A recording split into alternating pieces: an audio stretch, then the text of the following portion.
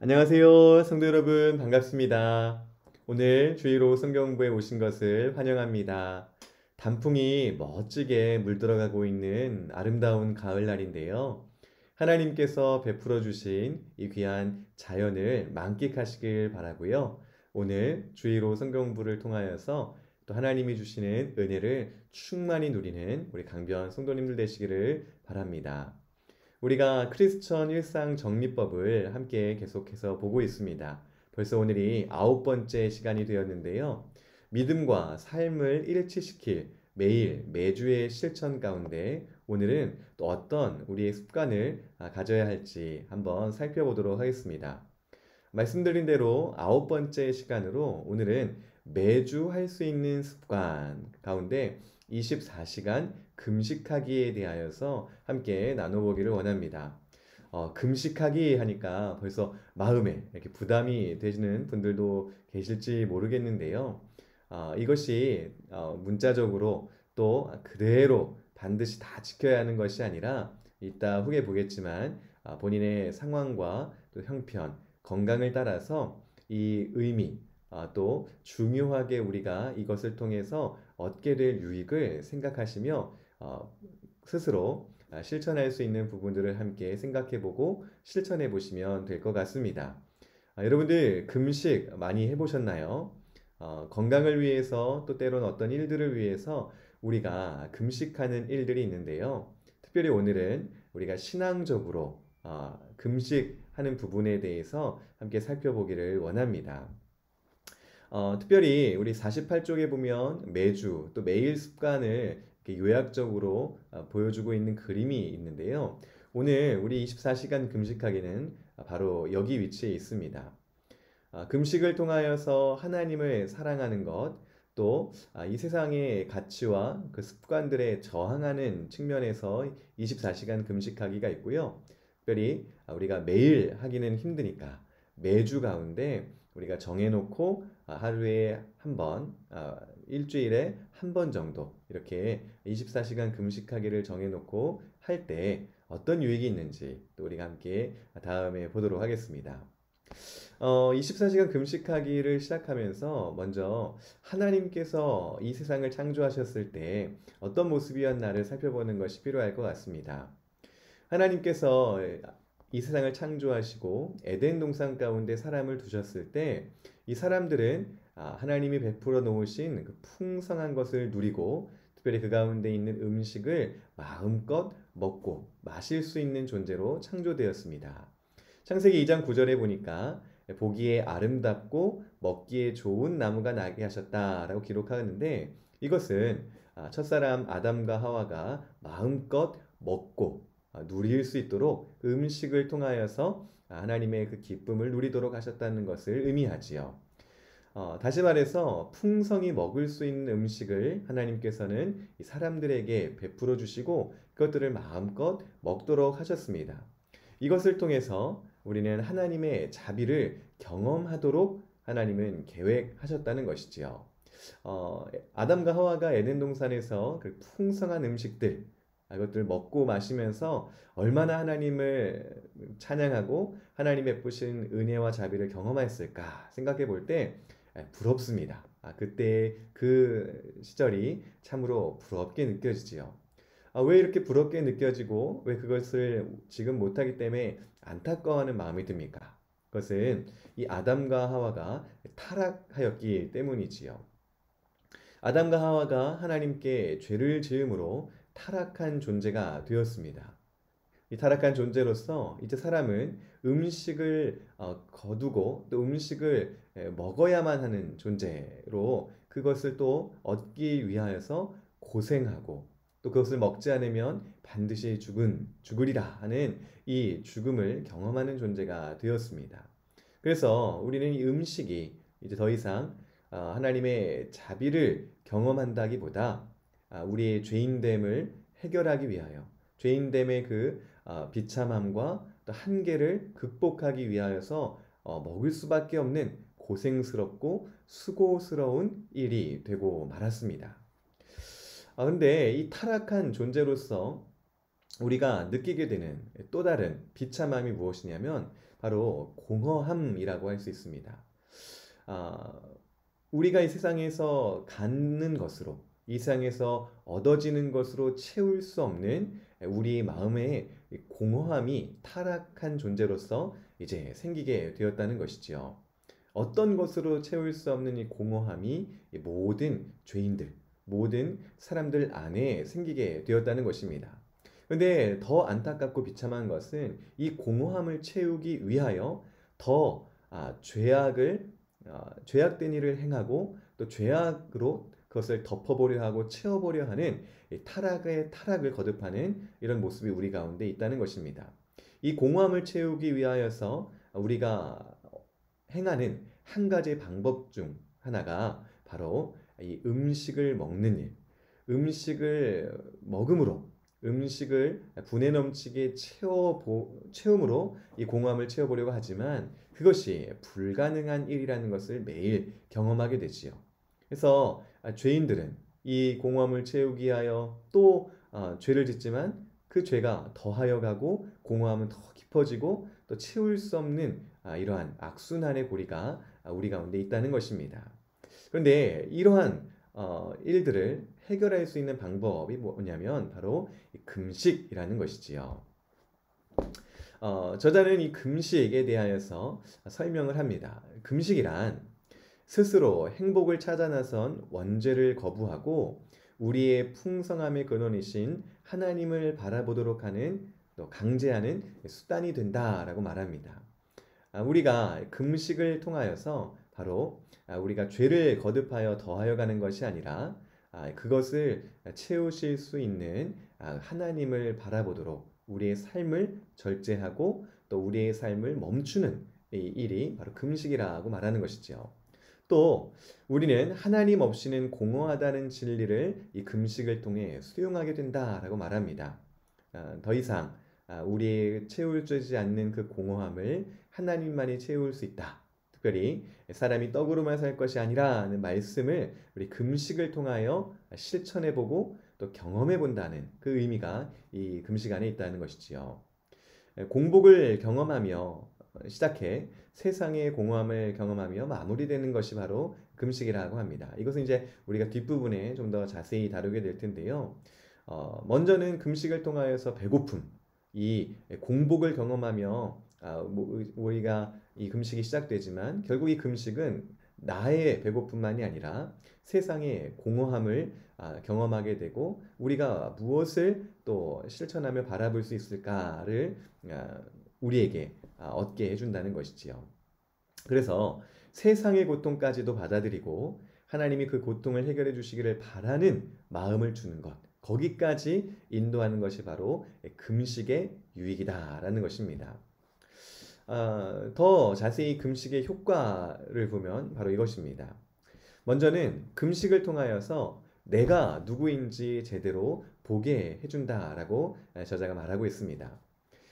금식을 하면 배고픔으로 시작한다고 했죠. 이 공복으로 시작하는데 이 공복의 시간이 계속될수록 나는 인내심이 부족한 사람이라는 것을 깨닫게 됩니다.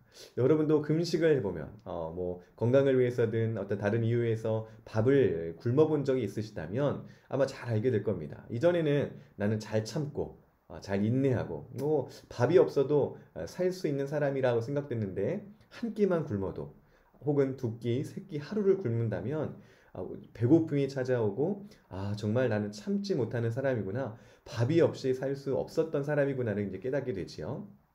그러면서 이제 자족하지 못하고 또 독립적이지도 않고 또 거기에 더 지나쳐 약하고 예민해진 신경 가운데 분내기를 좋아하는 사람이었구나를 알게 된다라고 말합니다.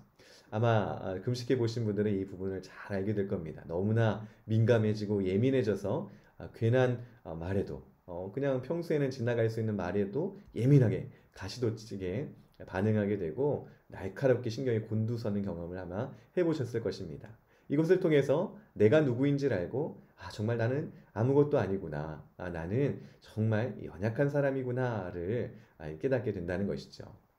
두 번째 효과로는 하나님을 그래서 더 깊이 느끼게 되는 것입니다.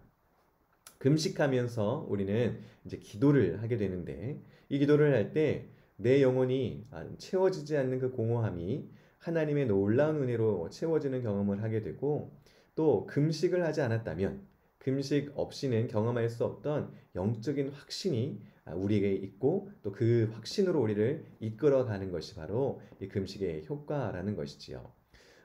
저도 개인적으로 이제 신앙을 위하여서 믿음의 어떤 유익을 위하여서 금식을 한 경험들이 있는데요. 이때 정말 하나님을 더 찾게 되고 또 금식과 기도가 병행함으로써 정말 하나님을 만나는 이런 경험들이 있었던 것이 생각이 납니다.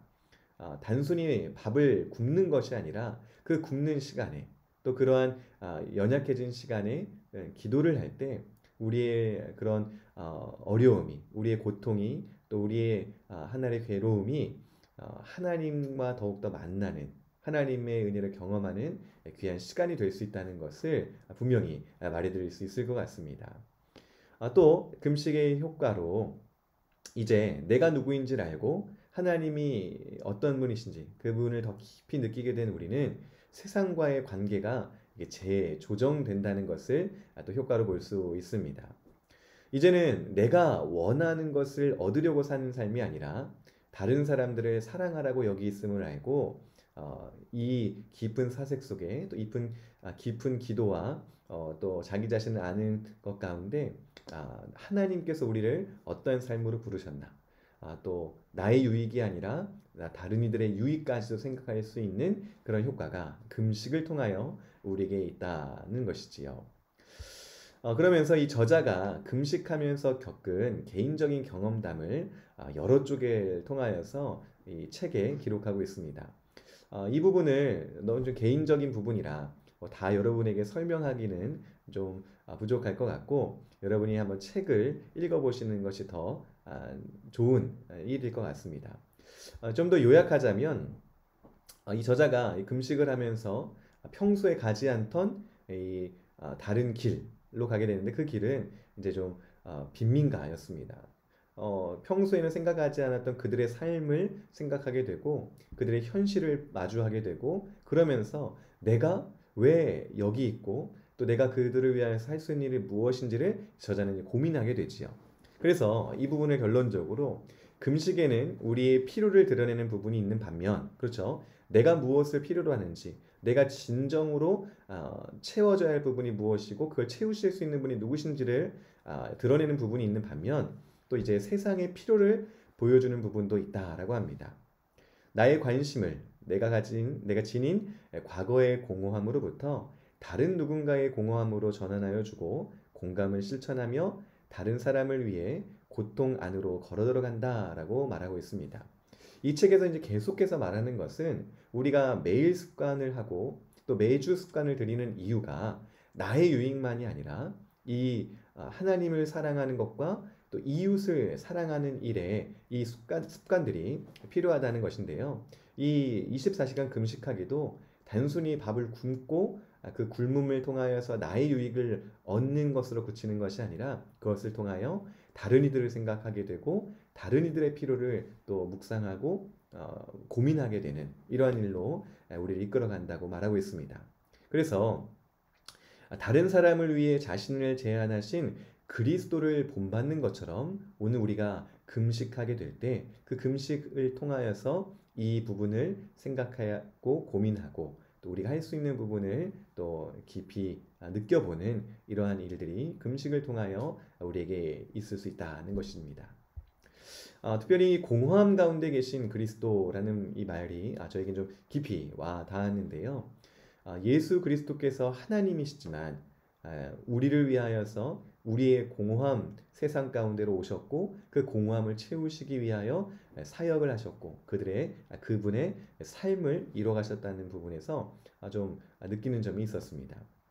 특별히 우리도 이 금식하며 기도해도 응답되지 않을 때 이거 참 부담스럽고 또 내게는 있으면 싫겠다 하는 부분이죠. 우리가 금식하며 기도하는 것은 무언가 하나님으로부터 얻고자 또 우리의 필요를 하나님께서 채워주시고자 하는 부분인데 그런 기도를 하나님께서 응답하지 않을 때라도 우리는 발견할 수 있는 것이 있는데 바로 우리와 동행하시는 그리스도라는 것이지요. 그리스도께서 우리를 이 공허함을 해결하기 위하여 오셨고 그 공허함이 우리의 노력과 우리의 소원과 또 우리가 원하는 필요가 채워지지 않더라도 그것을 채우실 수 있는 그리스도를 발견하게 된다면 우리는 바울이 고백한 것처럼 자족하는 비결을 배울 수 있는 것이고 또 그 모든 부분을 메울 수 있는 그러한 유익을 그리스도로부터 얻을 수 있다는 사실을 우리가 좀 알아야 하겠습니다. 금식하는 습관이 생활의 방식이 될 때 주님이 하신 일을 인정하게 되고 주님이 이루어 주시기를 간절히 바라게 해준다라고 저자가 말하고 있습니다. 그렇죠. 우리가 소원으로 하고 있는 것, 우리가 또 간절히 바라는 것, 그것만 있으면 내 필요가 채워지고 내 부족한 부분이 또 내 필요가 다 해결될 거라, 문제가 해결될 거라 생각을 하지만 실제로 우리가 진짜로 필요한 것은 그리스도. 그분이 우리와 함께 계실 때 모든 것이 해결된다는 사실을 우리는 더욱더 발견하게 되는 것입니다. 그래서 더욱 주님이 이 모든 일을 해결하시고 주님이 함께 하시는 그 한 가지 사실을 우리가 간절히 이 금식을 통하여 또 바라게 되는 것이지요. 금식은 예수님의 삶 안으로 들어가게 해주는 길이 됩니다. 라는 부분이 마지막 이 결론으로 우리에게 주어지고 있습니다. 사랑하는 성도 여러분, 이 24시간 금식하기의 내용이 우리에게 이 시대를 살아가는 우리에게 너무나 필요한 부분인 것 같습니다. 우리 너무나 풍족한 시대를 살고 있습니다. 물론 어렵고 힘들고 정말 우리의 필요들이 너무나 많은 것도 사실이지만 하지만 또 잠시 생각해 보면 우리는 하나님의 은혜를 참 많이 받고 살아가는 시대를 우리가 살고 있습니다. 하지만 그런 풍족함과 그런 여유와 또 그러한 삶의 모습 속에서 혹시 우리는 이러한 우리의 삶을 되돌아보고 하나님을 깊이 생각해보고 그 은혜를 누려보고 또 세상을 향한 우리 그리스도인의 삶을 고민한 적이 있는가를 좀 점검해 봐야 할 텐데요. 이 14시간 금식하기를 통하여서 이러한 유익들이 이러한 또 우리가 해야 할 의무들이 우리에게 있기를 소망합니다. 이제 마지막 이 금식하기 부분의 대단원의 막을 이렇게 내리면서 정리한 부분이 책의 마지막 페이지에 나오고 있는데요. 여기에 또 그 부분의 마지막 책 중간에도 설명되어진 부분이기도 한데요. 이런 말이 있습니다. 금식 없는 삶은 내가 참으로 누구인지 모르는 채 사는 것과 같다. 이 말이 정말 우리의 가슴 깊이 새겨지면 좋겠습니다. 금식의 방법은 다양합니다. 책에서도 다양한 방법으로 다양한 방식으로 할 수 있다라고 말하고 그러나 요점은 이것을 통하여서 정말 내가 누구인지 하나님이 누구신지 또 세상을 향한 우리의 모습은 어때야 하는지를 이제 깊이 묵상해 보는 기회로 금식을 삼으라고 말하고 있습니다. 하지만 우리가 금식을 만약 하지 않는다면 이러한 고민과 사색과 또 이러한 결단을 할 수 있는 기회가 또 없는 그러한 또 안타까운 일이 있을 수 있다는 것이지요. 여러분 좀 금식이 부담스러운 내용이긴 하지만요. 또 이러한 유익이 있음을 또 이미 경험한 또 이 책의 저자 또 우리 예전의 경험들 또 이제 성경의 또 이런 권면들을 생각하시면서 우리가 함께 이 금식을 또 매주 실천할 수 있는 그 습관으로 들여볼 수 있는 또 그런 마음의 도전이 있는 이 시간이 되기를 소망합니다. 9번째 시간 24시간 금식하기 또 이 내용을 함께 잘 생각하시며 살펴보시며 또 경건한 습관들을 들여가시는 우리 강변 성도님들 되시기를 바랍니다. 수고하셨고 한 주간 또 평안하시길 바랍니다. 감사합니다.